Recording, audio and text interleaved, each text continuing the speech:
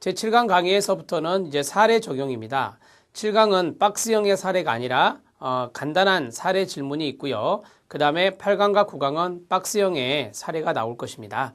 7강 강의에서는 여러분들이 면접관님한테 간단하게 어떤 사례를 줄 겁니다. 그러니까 여러분들이 면접 대기실에서 읽었던 사례 말고 그냥 간단한 사례를 줄 겁니다. 그러면 그 사례에 대해서 여러분들이 이야기하시는 것이다 라고 생각하시면 됩니다.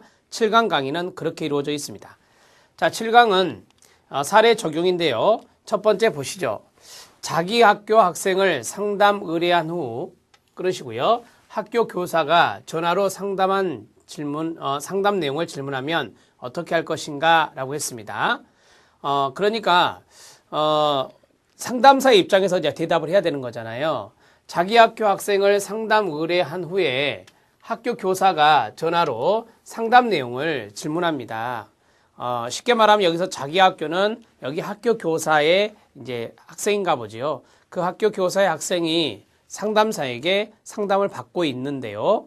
자, 학교 선생님이 여기에 대해서 상담 내용이 무엇입니까? 라고 질문하면 어떻게 해야 되느냐라고 하는 것입니다.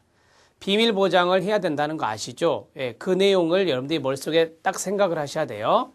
학교 교사에게 상담 내용을 전달하는 것은 원칙적으로 문제가 된 상황입니다. 하지만 학교 교사가 함께 개입하여 학생의 문제 해결할 수 있는 경우라면 상담 내용을 공유할 수도 있을 것입니다.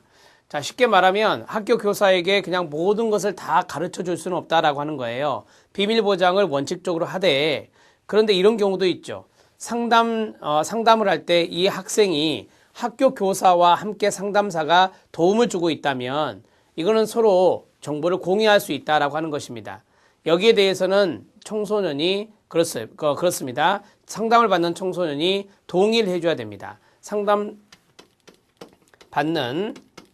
받는 청소년의 동의가 요구되죠. 청소년의 동의가 요구됩니다. 이렇게 정리를 하시면 됩니다. 자, 여러분들이 알고 있는 그대로 말씀하시면 돼요. 비밀 보장이 원칙입니다. 그러나 학교 선생님이 같이 개입하는 경우 이 청소년에게 동의를 구한 후에 정보를 공유할 수도 있을 것입니다. 라고 말씀하시면 돼요. 2번 들어갑니다. 내담자의 부모님이 상담 내용을 알려달라고 하면 어떻게 해야 되느냐라고 했습니다.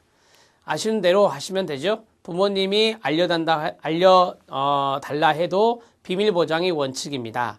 그런데 이 청소년인 자녀가 거기에 대해서 동의하고 승낙을 했다면 부모님에게 알려줄 수도 있는 문제입니다. 자, 부모님이 알려고 하는 경우, 고자 넣어주는 게 더 좋겠죠.